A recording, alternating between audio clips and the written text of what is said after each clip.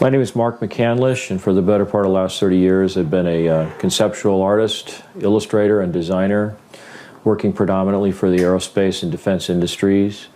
About 1988, I came into some information that indicated that the United States government was in possession of and operating a kind of anti-gravity technology through a system, an aircraft that was referred to as the flux liner or as the alien reproduction vehicle.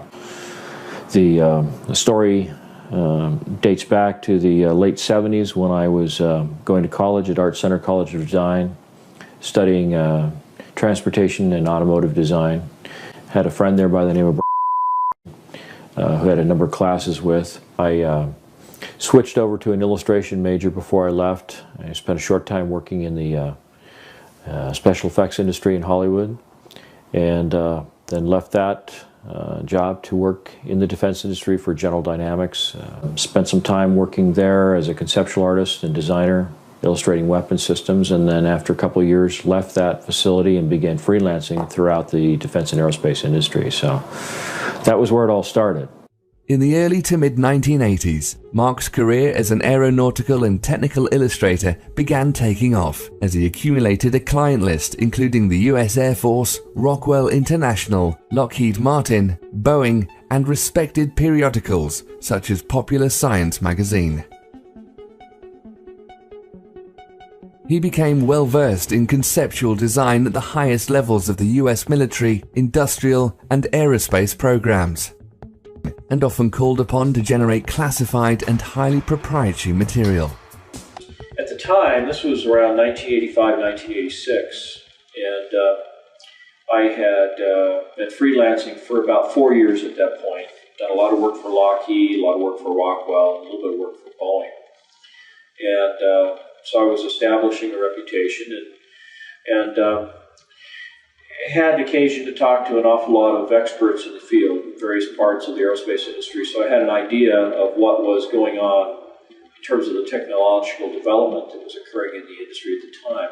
Worked on some conceptual artwork showing cutaways of some of the weapon systems and how the components inside those weapon systems interrelated to one another. I was given a lot of information. Many times I was asked to create illustrations for clients based on just verbal descriptions of what they wanted to see, because a lot of it was conceptual artwork that was supposed to put across the idea that, say, a particular aircraft that they were designing was going to be extremely fast, so it had to have all the sort of dynamic characteristics of what a really fast aircraft would have, and I had an idea of what these things looked like, so I was subscribing to some of the trade publications that were available at that time, like Aviation Week and Space Technology, and a lot of people at the magazines, test pilots, editors, and things.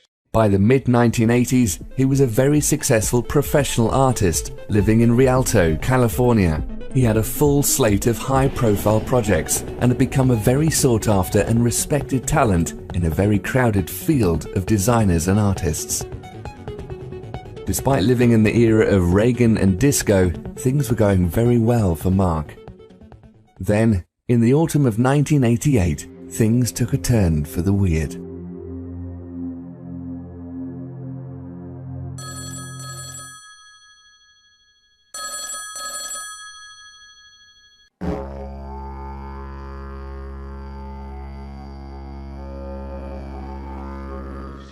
Well, it turns out that this was in October that the magazine hit the newsstand. It was a November issue of Popular Science. It was called the Mach 5 Spy Plane.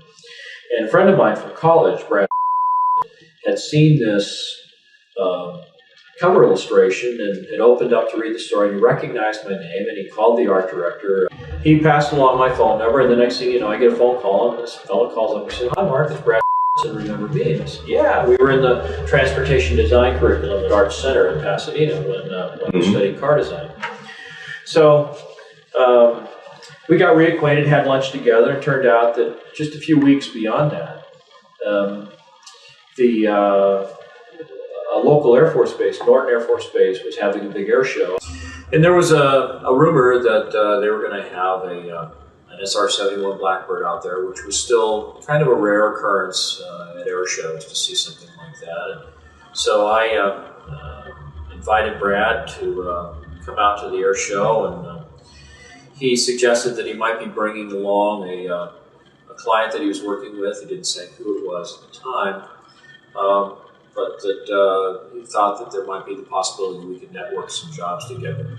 So we arranged to meet together, and at the last minute, I got a second call from Popular Science to do yet another illustration. It was a quick turnaround. They wanted it done over the weekend. It was a quick, $3,000, so I couldn't turn that down. And it was for their February of '89 edition, with the cover story being about the X-31, which was an experimental aircraft program. So did that illustration, and Brad went ahead and went to the air show.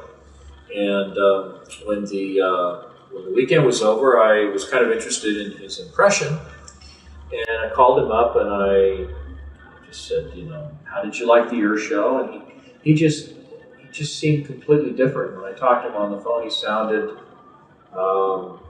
almost depressed. I mean, it was kind of a strange sort of reaction. And he said, well, I don't know. I think I saw something I wasn't supposed to see. And I said, well, how's that possible? Everything that's at the air show is sent there and flown there with the intent of putting it on static display, especially for the public. So how could you possibly see something that wasn't intended to be seen?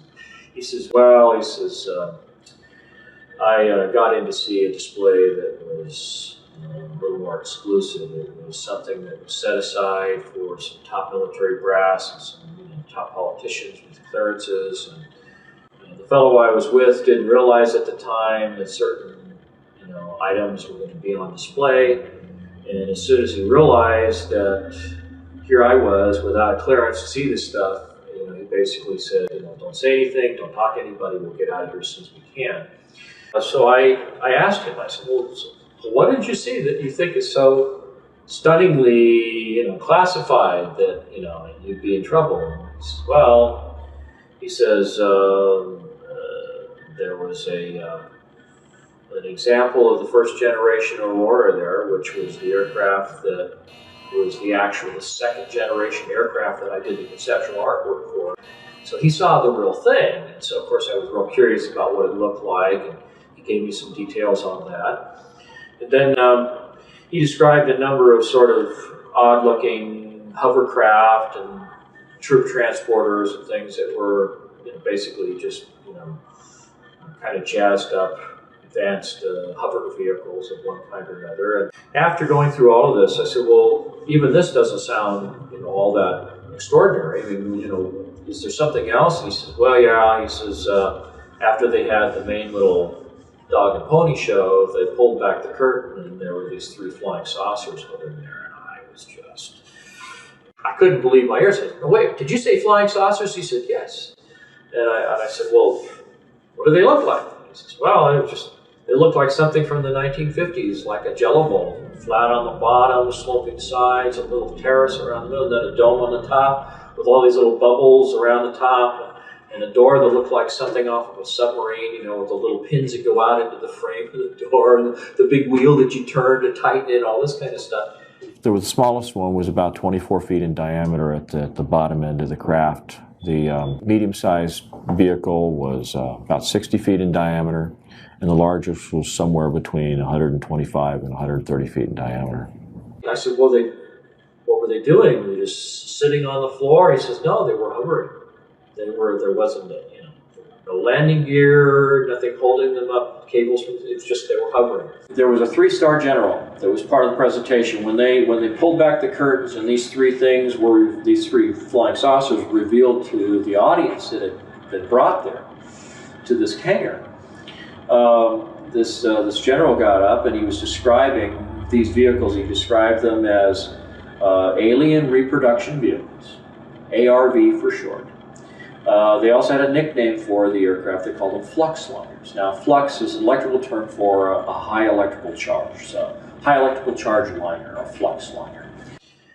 And so this was, so he got kind of scared. He stopped talking. And so I said, well, let's have lunch. He was nervous about talking about it on the phone. So I go over there and we start talking, and as he's describing this stuff, he's describing the different features that he had seen. And well, how do you know that? I mean, if you could just look at the outside of the vehicle, how do you know what the inner workings is? He says, well, they had taken some of the panels off the outside so you could see the inside of, what the components looked like. And he said it was remarkably simple. There wasn't that much to it. And I said, and you were able to figure out how it worked from that? He said, well, no, they had an easel next to it with a drawing, a cutaway drawing, that showed some of the internal components, how they were arranged oriented to one another. And then they had a little a TV monitor with a tape player below it that was showing this continuous loop of this thing sitting or hovering over like a dry lake bed out in the desert somewhere. And as you would watch the tape, this thing would went from a hovering position, made these three little sort of hops going to the side, and then as the camera followed it, just went straight up and disappeared outside. He was down to nothing in just a matter of a second and a half or so. One of the things that this general had said during the presentation, one of the things that really stood out in Brad's mind was that he said that these vehicles were capable of light speed or better. The aircraft looked very old, like it had been around for decades. It had chips in the paint and runs, and you could see fingerprints and smudges and boot prints where somebody walked up the side of it, this kind of thing. And he said that the paint that was on the outside, it looked like they'd taken a bunch of powdered lead, mixed it into a resin, and then just brush painted it right on the side of the aircraft. It looked like it was slapped together in somebody's garage,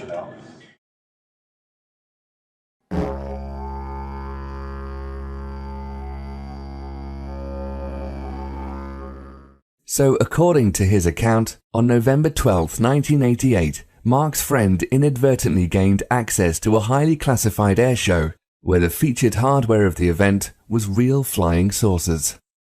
They were really strange looking, but appeared functional and were named to suggest anti-gravity and reverse-engineered alien technology. An official present stated they could travel faster than light. Despite their futuristic performance capabilities, these appeared to be stripped-down, road-worn working prototypes, which had seen practical operation for years. If this were the case, they were crude but tangible proof of concept for a staggering leap in aviation technology. They used extremely advanced electromagnetic or field propulsion, as opposed to solid or jet fuel, nuclear power, or any other commonly known conventional means. It also meant our government and at least one other major defense contractor, Lockheed Martin, had been developing and deploying functional systems along these lines for many years. To both McCandlish and Brad, who'd been working professionally for some time within what they thought were the highest levels of aeronautical design, this odd system was a sucker punch from the future. Apparently this had had a really, really serious impact on Brad, and he really seemed kind of stunned by what he had seen. So we got together for lunch, and I was doing all these idea sketches of what he described to me about how the components related, and I had your stereotypical sort of lens-shaped flying saucer like you see in more modern movies and stuff. And he said, "Oh no, this is real simple. It's flat on the bottom, sloping sides like a section taken out of a cone, a little ledge, and then a dome on the top." He said the dome is actually the top half of a crew compartment that's like a big ball. I'm pretty sure that was about 12 feet in diameter. There's a central column that goes down through the middle. There's like a flywheel thing on it that, maybe, 6 to 9 feet in diameter. There's 4 ejection seats that are all back to back on this central column above the flywheel type thing. And he says a bunch of oxygen tanks in there. They're all around the bottom. And he said the bottom is this huge capacitor array. It's probably, maybe 12 to 14 inches thick. It's shaved off at an angle on the edges. Looked like it had been put on a big giant milling machine, and they milled off the edges at a 35-degree angle. He said there's a series of these plate capacitors. I said, well, do you think that this is functioning like the Beefrel-Brown effect, like these experiments were done back in the 60s with levitating things with electrostatic fields and stuff? He said, well, that may be it, but he says, they told me, he said, one of the things I saw was that it was using zero-point energy. It was using scalar energy. Really? It's cool, huh? 0-point energy. I save the best inventions for myself. Well, I've been corresponding with Tom Bearden for about 8 years at that point. We, talked many times, mailed letters back and forth, talked on the phone and things. Okay, so what we have is we have a very strong argument that neither the scalar photon, that is the time-polarized photon, nor the longitudinal photon, which is over in 3 space, are individually observable. But if you somehow can combine the two, they are observable as the instantaneous quantum potential. And so I had a sense of what zero-point energy was about, and they want to talk about longitudinal waves and scalar waves and cyclotronic weapons and all this kind of stuff. And so I've been following this for a while, reading Tom Bearden's work and things. And so I had a pretty good sense of what Brad was talking about, which he was a little surprised about that I would know this already. So he opened up to me a little bit more and began telling me more and more about it. When Brad finally became frustrated with my questions, he sat down while we were in his office together, and he did this rough sketch, which I still have to this day, 22 years later. And he just sat down, and right where we were sitting there at his table, he just kind of sketched out with an ink pen on a piece of legal-size white paper, and put some some little handwritten call-outs around the edges that described the number of capacitor plates in each one of the little sections, that there were they were so wide at the end, and the crew compartment was definitely about 12 feet in diameter. Just kind of put all these things down as close as he could remember to the way they existed. And so I sat down with all this information, and I just began sort of drafting it out. It was at this point Mark began putting his formidable skills as a conceptual illustrator to work in uncharted territory. Taking Brad's eyewitness account, detailed descriptions and rough sketches of the ARV, McCandlish began refining aspects of the components his friend described and piecing together an ever more precise rendition of the craft. Over the course of the next few years, he generated a series of drawings, culminating in the Fluxliner cutaway blueprint, one of the most notorious images in the history of ufology, and the mysterious realm of black-budget aircraft. I'm Jesse Ventura, and this is Conspiracy Theory. This was called the Fluxliner. This is probably the strangest one you've shown me yet. This actually flies? It actually flies on the principles of high voltage electrical charges. This is the original, one of the original blueprints of the alien reproduction vehicle, which I produced in March of 1989. It was put together by accumulating a lot of verbal testimony from Brad and later from a number of other sources, including Kent Sellen and some other people that I talked to who had some contact or information about the vehicle.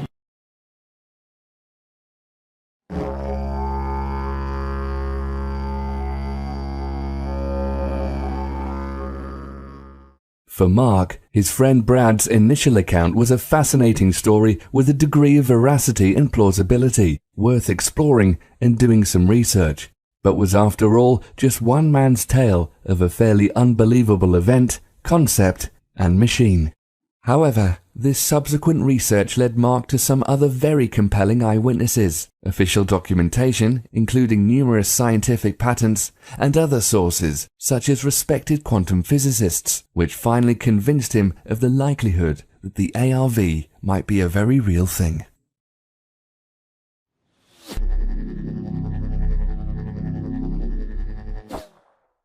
The first verification of the story that I picked up on the alien reproduction vehicle was around 1991, 1992. It was the first air show at Edwards Air Force Base where they actually had the B-2 stealth bomber on display. And in the course of that air show, I had occasion to join up with some clients from Rockwell International, and they introduced me to this fellow who claimed at the time that he was working with the Air Intelligence Agency. His name was Kent Sellen. He claimed that he had inadvertently seen this same craft at Edwards Air Force Base North Base facility in 1973. And I said, when, how, where, what were the circumstances? He says, well, I was a crew chief. He said, I worked on Bill Scott's plane when he was a test pilot. And he says, one night my ship supervisor said to me, go out to North Base. They've got a power unit out there, a ground power unit for an aircraft that's leaking or failed or something. So we need to take a tow vehicle out there, go out, pick it up, bring it back. Well, instead, what happened is he comes up off the dry lake bed, rolls right up on the tarmac, and is going down these rows of hangars. They're all Quonset-style hangars back then. And he stops in front of the first one with the doors cracked, expecting to find this defective ground power unit. And what does he see? He sees this flying saucer sitting in the hangar, hovering off the ground. So I tell him, so well, what happened? He says, well, this thing, was flat on the bottom, sloping sides, a little ledge around there, and then a dome on the top with these little glass things on top. Looked like there was a camera under each one. And I said, really? He said, yeah. No, no landing gear. It was hovering. And I said, let me borrow your pen. So I took out a Kodak lens cleaning tissue package that I had in my camera bag. It was the only thing I could think of to draw on. I did a quick sketch of this alien reproduction vehicle as described by my friend Brad Sorensen back in 1988. And I said, is that what you saw? And he says, oh, you've seen one. And I said, no, but I wasn't sure until this moment that the story was absolutely true. And so that was when I knew there was a second point of confirmation. He says, I wasn't there for 15 seconds and I heard footsteps running up to me. Before I could even turn around and look, he says, there was a machine gun barrel at my throat, another one over here, and he says, a gruff voice says, close your eyes and get on the ground or we're going to blow your head off. So they put a hood over his head, blindfolded him, hauled him off, and they spent 18 hours debriefing him. He was forced to sign some non-disclosure documents about that, but then was given some additional information about it, details about the ejection sequence for that vehicle and so forth, things that Brad didn't know anything about. So that gave some validity to what he was saying.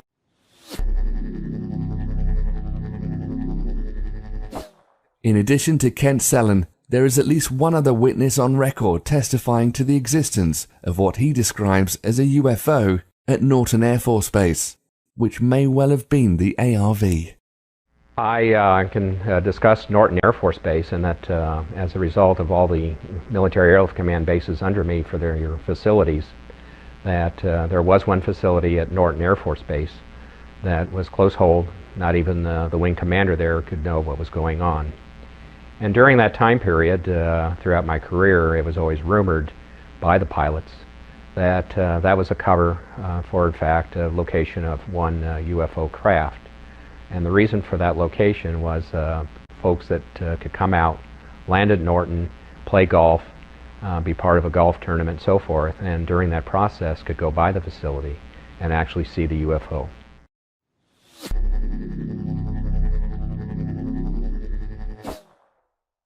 I became so excited about the prospect that this thing really was real and that there really was some technology about it. And so every chance I got, I would strike up a conversation with someone I knew in the industry, and I'd ask them if they'd ever heard anything about this. I was talking to a fellow by the name of Paul Shepard, who was a UFO investigator. I felt that he'd have, a little bit more knowledge about the kinds of things that were going on in this area of research. And he put me in touch with a couple of gentlemen, Gordon Ovell and George Ulick, who was a physicist with Hercules Aerospace up in Sandy, Utah. And they were very interested in this story. I started off as an aeronautical engineer when I was in college, and I got real interested in what makes UFOs go. And so I just kind of pursued the trail of the technology as opposed to the aliens and that kind of stuff. And that's all I do is pursue the technology. And I got lucky, got very, very lucky, and got my hands on a cutaway of their bird. One of them had an ongoing correspondence with UFO researcher Wendell Stevens, a retired lieutenant colonel from the Air Force, who'd participated in sort of these UFO chasing exercises up around the Arctic many, many years ago. So Gordon sent a request off to Wendell Stevens saying, we know that you have this big photo archive of all these different UFOs that have been seen over the years. Do you have any photography that even resembles what we're describing in this drawing that I had done? And it turned out that there was a case. I obtained photographs that were taken in 1967 by a military pilot, Harvey Williams, flying a C-47 for the Air Force at 12,000 feet, approximately 25 miles southwest of Provo, Utah. This particular vehicle matches the so-called ARV in all proportions and respects in terms of the detail of the shape of the craft. It really bore a striking resemblance to the ARV, with one possible exception, and that was that the synthetic vision system, little bubbles that accommodated the camera systems on the outside of this thing, were quite a bit larger than the ones that Brad had reported. And so when I thought back to something that Brad had said, and that was that many of the components on the ARV, like the ejection seats and the camera systems, were all off-the-shelf components. He said that the ones that he saw in 1988 looked just like the little bubbles you see hanging from the ceiling in the casinos in Las Vegas. So when I thought back to the camera systems that were available in 1966, of course they were much larger than they were in 1988, and so the larger acrylic bubbles seemed, you know, to give some veracity to the photography as it was presented in these pictures taken by Harvey Williams. One of the things that came up in the investigation was the fact that a number of the witnesses starting in 1988 described the vehicle that they saw as looking like it had been around for a long time. Chips in the paint, you know, fingerprints, you know, greasy handprints and that kind of stuff. The material around where the Zeus fasteners brought the panels together all chipped and scratched and stuff like it had been around for a long time. When I talked in 1991 or 92 to Kent Sullen, you know, he clarified that he'd seen this thing in 1973, which was, you know, what, 15 years or something earlier than that. And then the photographs from Wendell Stevens showed that this thing may have been operational as early as, you know, June or July of 1966. So it certainly supported the idea that this thing had been around for quite a while, maybe even earlier than that.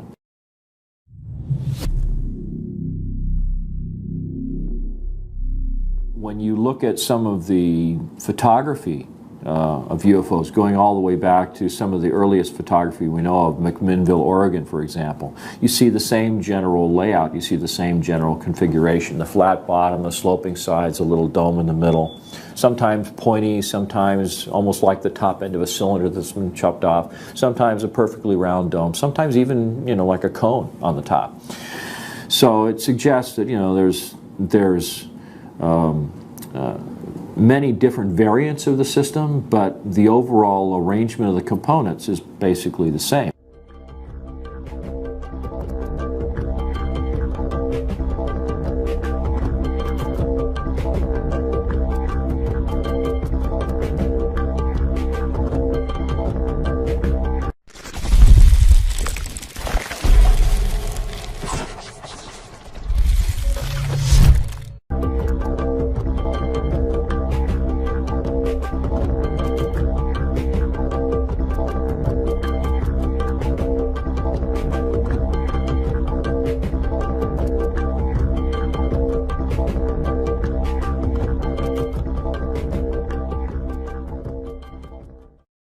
And I kept saying to myself, you know, this is just too much of a coincidence. You know, maybe this goes back a lot further than anybody knows.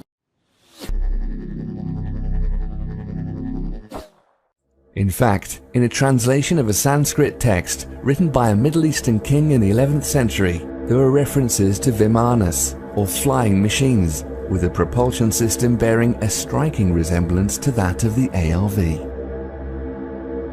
Strong and durable must the body of Vimana be made, like a great flying bird of light material. Inside, one must put the Mercury engine, with its iron heating apparatus underneath. By means of the power latent in the Mercury which sets the driving whirlwind in motion, a man sitting inside may travel a great distance in the sky. One of the things that they described when you read up on the literature surrounding these so-called Vimanas was the so-called Mercury vortex or Mercury turbine engine. I see the word Vimana. Can you describe how that relates? Well, this is something that I spent a lot of time reading up about the so-called Mercury turbine generators or Mercury vortex generators described in some of these ancient Sumerian texts. And so I started looking at the possibility that there had to be some kind of circulation going on in the Mercury itself. So that was the kind of thing that I visualized would be going on inside the chamber. The central column has a number of components, a couple of counter-rotating cylinders. It sounds very much like the device that the Nazis were developing in the Wenceslaus mine in Poland towards the end of the Second World War. There seems to be some evidence that they were trying to develop some kind of an anti-gravity propulsion system or a zero-point energy device. Apparently, if we're talking about systems using components and processes similar to the ARV, we can't ignore the Nazis. I think it was Timothy Good published a story, maybe above top secret, where he found a researcher who was following developments by the Nazis at the end of the Second World War, and it looked like they'd been developing flying saucers up in Poland in the Wenceslaus mine, and they had this thing that looked like Stonehenge, where they had all these high voltage cables coming into it and these chains that would hold something down, and they had this thing called the bell, the Das Glocke. Die Glocke. The bell. That was down in this mine in Wenceslaus, and that it involved a ceramic dome, and it had two cylinders inside with a mercury solution circulating in it. The two cylinders were inside an electromagnetic field, and they were counter-rotating, and they had this mixture of mercury, thorium, and beryllium. Now, it looks like there's a high-voltage electrical discharge that's being sent through the mercury, and that is somehow doing something that enables this anti-gravity effect to occur.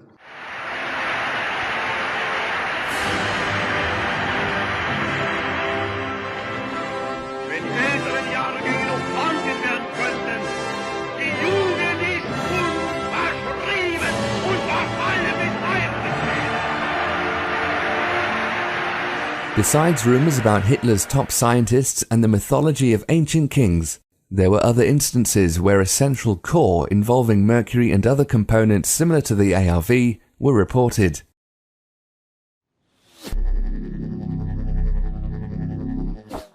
At one point, Mark contacted and interviewed possible UFO abductees to gain insight on the technology they may have seen in the alien craft, something he had in common with McDonnell Douglas in the 1960s, and possibly numerous other corporate and government entities since the 1940s.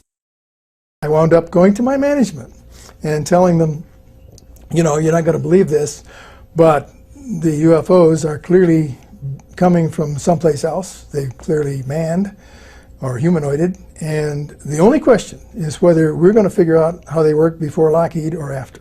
And so as a result of that, the company at that time, which has now of course been bought by Boeing, over several years put in about $500,000 worth of research effort under my direction to study gravity control techniques and also analyze UFOs. We hired a police detective to interview witnesses, abductees. We had experimental work and theoretical work. So it was kind of a fun project. In the course of all this, it occurred to me that one of the other resources that I might be able to draw on was people in the alien abduction community. I began to think, you know, well, these people are either crazy or they're really having an experience of some kind.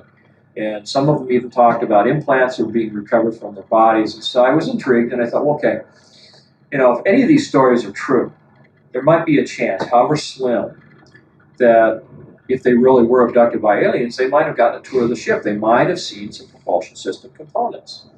And so I heard three of these young ladies being interviewed on a radio station out of Las Vegas. This was sort of the precursor to Art Bell and Coast to Coast AM. It was the Billy Goodman Happening. And he was interviewing Cindy Vodovos, Melinda Leslie, and Alicia Davidson. Contacted the station. They put me in touch with these three young ladies. I interviewed them individually, and much to my surprise determined that these young ladies seemed to be bona fide examples of the phenomena, with implants that could be seen on medical MRIs. So what I did was I simply asked them to describe what they saw, and without disclosing anything that I already knew about the components inside the alien reproduction vehicle, I found that these young ladies, at least one of them in particular, was able to describe not only components that strongly resembled the ones that were inside the alien reproduction vehicle, but they were also at a higher level of sophistication that actually gave additional clues about how the ARV actually functioned. Alicia Davidson described being escorted into the engine room and seeing the propulsion system components. And it involved a central column that was made of a transparent glass-like material. And she said there was a silvery fluid that was spiraling upward at the bottom of this column, down in kind of this well that was in the center of the spacecraft, was this little tiny flywheel-like mechanism spinning, which matched the ARV also. And this is at a point when this young lady had never seen any of the drawings that I'd done of what the ARV was structured like. I was just talking about propulsion components in general. But then she said that when you looked across this little well, this lowered floor area in the center of the room, was like a guardrail around it. She stood there. You could look across, and she said it looked like that below the deck she was standing on was this glass-like material with these coils of wire going through it. And they were spaced out in the same proportions as the ones on the UAV. The thing that she said that was most significant was that the column itself was rotating in one direction, and the flywheel was spinning in the opposite direction. There was counter-rotation, which is something that's often been reported in UFO sightings. You see components on the craft that are spinning in opposite directions.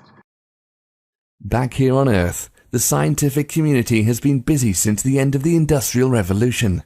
There have been dozens, perhaps hundreds of US and international patents dealing directly with electrokinetics and electrogravitics, going back to the turn of the last century. It would be safe to assume private industry and the military have also been working on a great deal of related applications off the public record.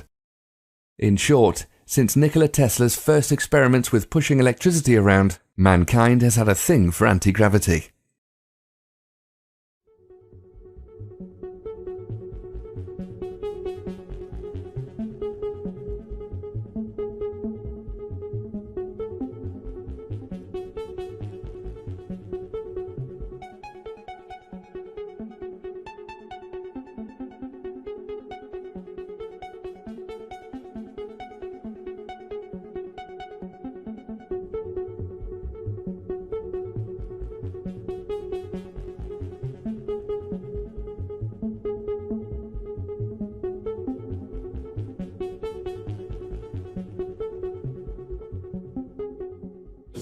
If you look at these two illustrations, this is a patent that was secured in May 30th, 1967 by James Frank King, Jr., who happened to work with Thomas Townsend Brown in the labs of Agnew Bonson. But you can see a striking similarity between the two vehicles.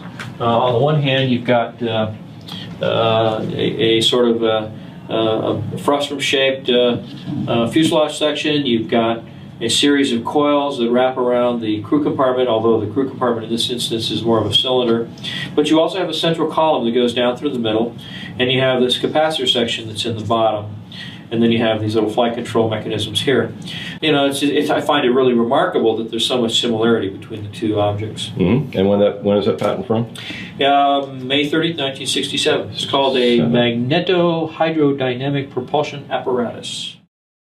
And so I started thinking, well, maybe it's like a cyclotron. Maybe there's an electrical discharge from this. Basically, this whole thing looks like a giant Tesla coil. It's got the capacitor array. It's got, a central column that looks like the secondary windings of a Tesla coil. And this might even go back to something that Nikola Tesla discovered back in the 1940s, and it just was all hushed up, and all the UFO sightings we've ever seen were something that came from Nikola Tesla and not from another planet. And these are the things that were all going through my head at the time. So it was really surprising to find all the different sources that I encountered that seemed to provide useful information as to how this thing was made, how it worked, what its energy sources were, and it was all really fascinating to me, and that's one of the reasons I pursued it. It wasn't because I was, like I say, trying to breach national security. I was just insatiably curious about how these things work.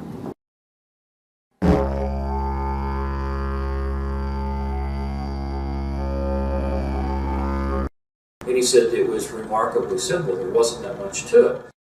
The ARV system, for all of its claims of flashy, out-of-this-world propulsion capabilities, was indeed remarkably simple. It could be described as a large-scale, souped-up Tesla coil, designed to negate gravity and inertia, with off-the-shelf navigation and life support systems bolted on, almost as an afterthought. You could think of it as the Model T of anti-gravity vehicles, an industrial dune buggy, or crude hot rod that can get you to Mars in a few minutes. In this version at least, first-class seating was still a way off.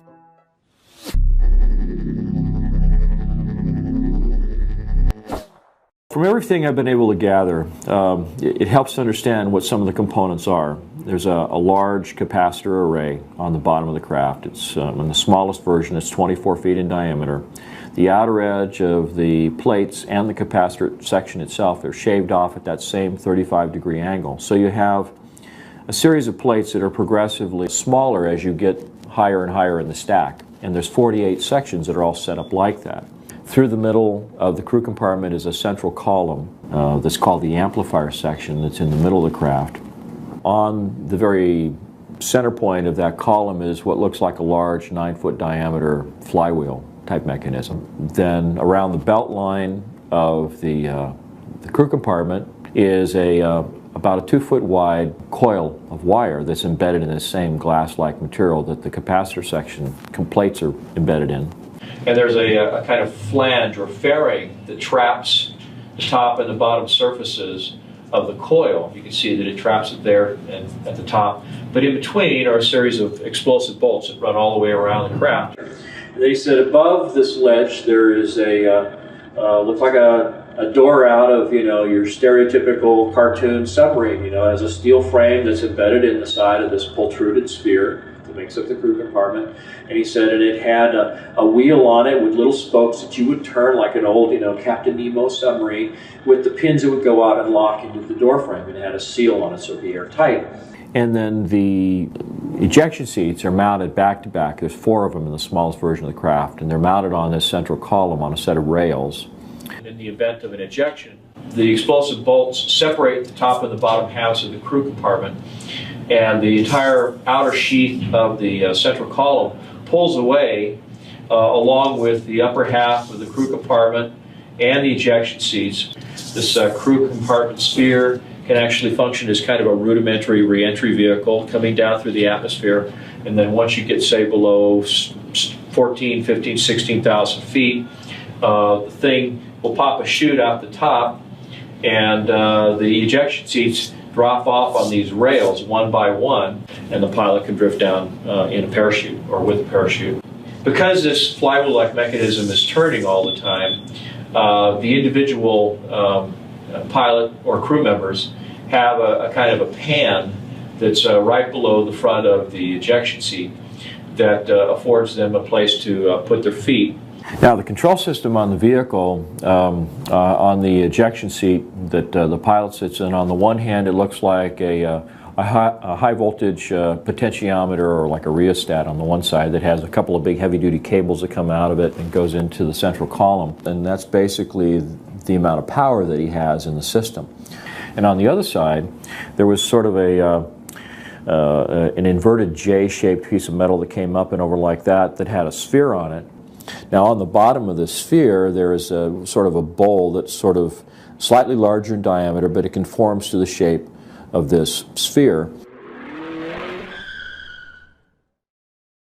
Of all the components of the ARV, the navigation system, while perfectly logical and even elegant in its design, has to be the strangest one. It's an entirely unknown paradigm in steering an aircraft or anything else, yet makes perfect technical sense. If one were to make the case for truly alien aspects of the alien reproduction vehicle, this might be the first example they'd use.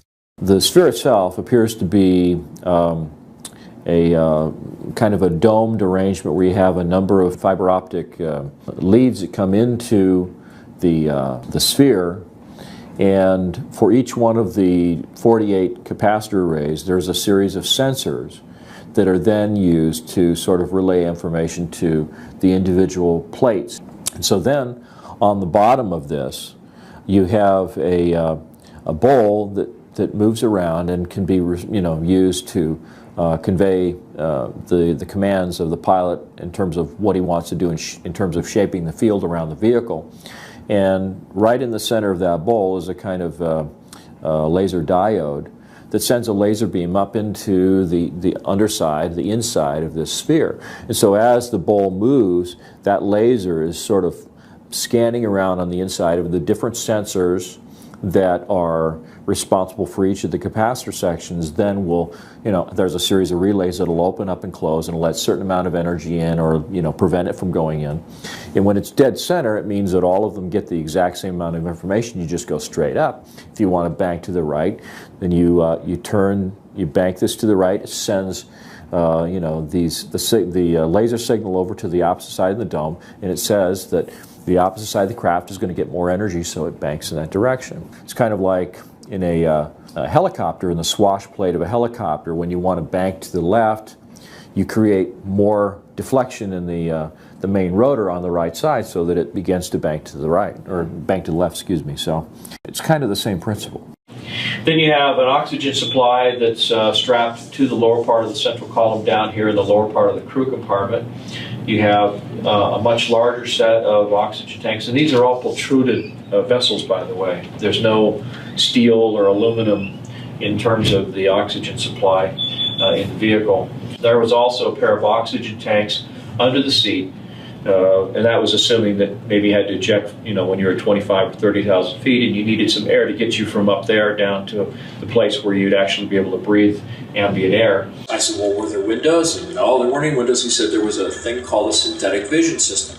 And he said there were 6 or 7 of these little plastic bubbles around the top of this thing, one on the very top in the center, and then maybe 6 around about halfway up from where the ledge was to the very top, and they were spaced at even distances. And he said in each one there was a little CCD camera. So the synthetic vision system was set up so they would take 2 cameras, and it would have a converging point of focus in those 2 cameras, so that it would just be like looking through a set of binoculars. So you'd have a left and a right eye view, and it'd give you a 3-dimensional view outside the vehicle, but with no windows.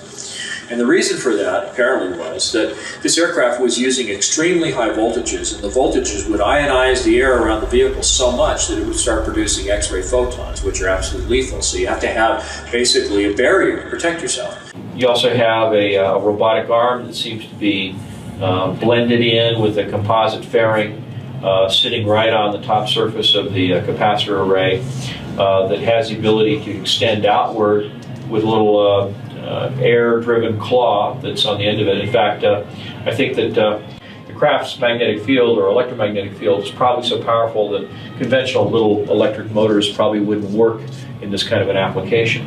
Where they took the panels off the side of the aircraft is that they had Zeus fasteners that were these little, like, quick spin lock things that they put on there to hold the panels. The panels are all like a fiberglass material, it's all composite. The entire vehicle appeared to be covered with what he's referred to as a goopy lead paint. It looked like little flecks of lead that had been suspended in kind of a resin and just painted haphazardly over the outside of everything on the vehicle, with the possible exception of the door itself and these little blisters that house the synthetic vision system. So why would it be goopy lead paint? Well, the theory is that the electrostatic field created by this huge capacitor array and the ionization that occurs just because of the propulsion system might be enough to create a level of ionization around the craft that's high enough that it would produce X-ray photons of its own accord.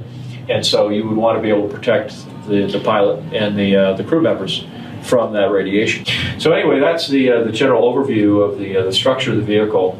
This is a vehicle that has the ability to travel up to or beyond the speed of light. And part of the reason that it's able to do that is because it exploits the energy form that's embedded in space-time that's responsible for the effects of mass and inertia.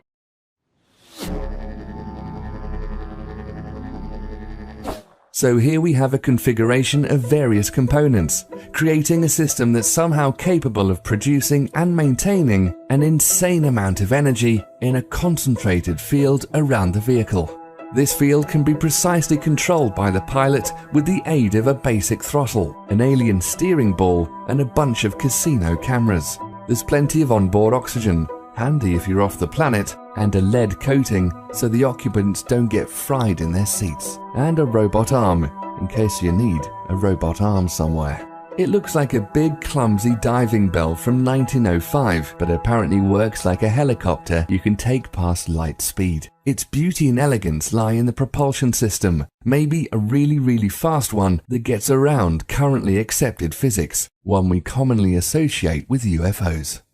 For anybody who has followed the work of Einstein or just basic physics, one of the sort of inviolable rules of physics is that there's no material object that can actually go faster than the speed of light. So somehow or other, and I'm not saying we got this from aliens, but they did call it the alien reproduction vehicle, but somehow or other, this simple system that Brad described in these diagrams was able to do this.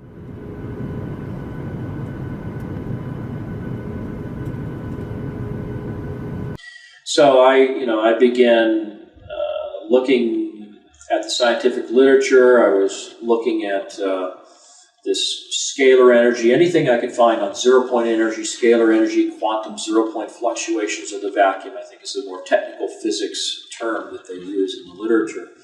And it turned out that there really were scientific papers that were being published by a number of different scientists, Hal Puthoff, Bernard Heish, Alfonso Rueda, who just happened to work at Lockheed Skunk Works, by the way.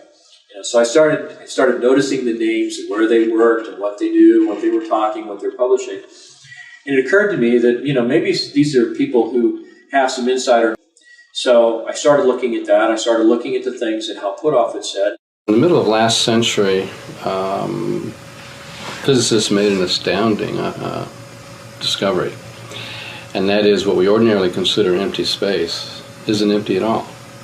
Even if you go to the far reaches of outer space, it turns out that rather than emptiness, what we call the vacuum is really a seething cauldron of what we call quantum energy, or zero-point energy.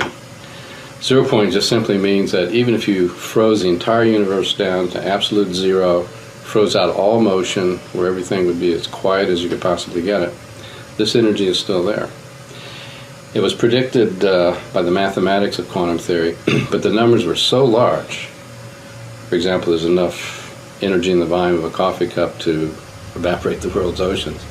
It was thought, well, this must be some kind of artifact in the theory. But as time went on, various predictions in quantum theory were verified in the laboratory, and it finally turned out we had to take these numbers seriously. So I opened up a correspondence with Hal Puthoff, and he was very gracious in taking time to talk to me on the phone, send me copies of the peer-reviewed papers that he had published in Physics Review, Physics A, Physics B, and I couldn't understand the mathematics with all these Greek symbols, and I mean it was really advanced theoretical stuff. But what I was able to follow were the paragraphs that were before and after the equations that explained what all the math was talking about. And so as I went through these papers and I would talk to Hal, he would explain to me, well, this means that this is a certain process, a polarization process that happens in the vacuum of space-time, and when you do that, you have this kind of phenomenon. When you do that, you have this other phenomenon. And the papers that he wrote started to indicate this zero-point energy that's embedded in the environment. Was responsible for the effects of inertia and gravity and mass, and the reason why as you accelerate through space-time, the mass of your vehicle increases.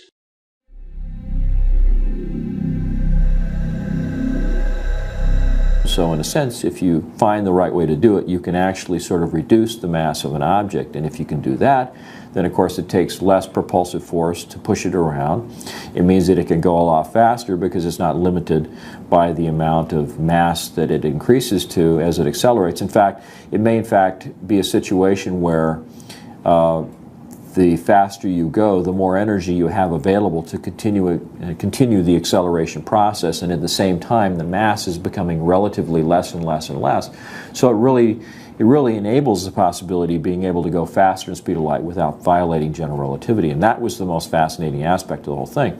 You're drawing energy from the environment, and in the process of doing that, you're enabling the craft to not only demass itself, but basically conserve energy by using the flux in the vacuum of space-time as the power source for your propulsion system. So literally, the faster you go, the more energy you have available that you convert into propulsive force, and the lower the relative mass of the vehicle becomes. So it's actually sort of an inversely proportional kind of a relationship. Most scientists, with an instant response, would think on special relativity terms and say, well, the velocity of light is a limitation. You can't go faster than the speed of light, and therefore